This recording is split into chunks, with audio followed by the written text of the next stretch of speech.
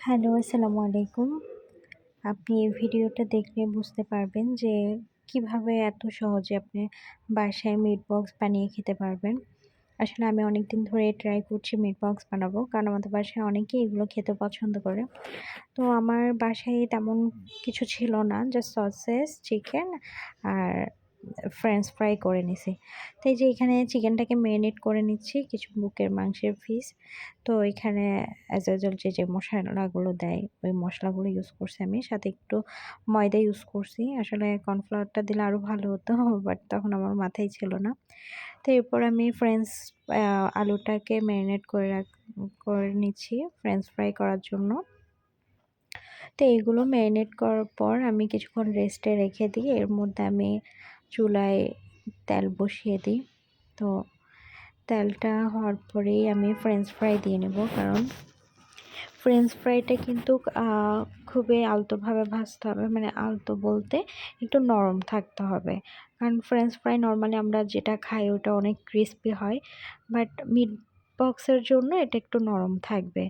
তারপর হচ্ছে চিকেনগুলো আমি ভেজে নিছি। তারপর আমি একইভাবে সসেসগুলো ভেজে নেব।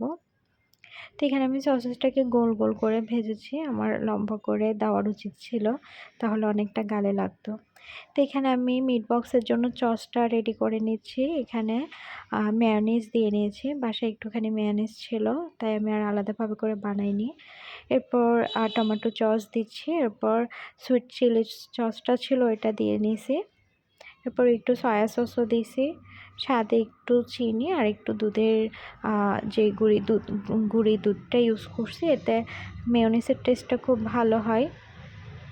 তো আমি সসটা মেখে আ একটুখানি একপাশে রেখে এরপর আমি বাকি এখানে ফ্রেঞ্চ ফ্রাই, চিকেন আর হচ্ছে সসেসটার সাথে এটা মিশিয়ে নিছি। তো আসলে ফার্স্ট টাইম বানাইছি। অনেক এক্সাইটেড ছিলাম কেমন না কেমন হয়। আলহামদুলিল্লাহ অনেক ভালো হইছে। বাসার বাকিরা খেয়ে অনেক আ মানে খুবই ভালো লাগছে ওদের কাছে।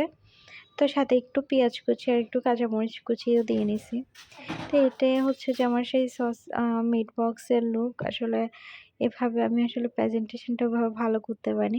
বাট খেতে অনেক টেস্ট হইছে আলহামদুলিল্লাহ।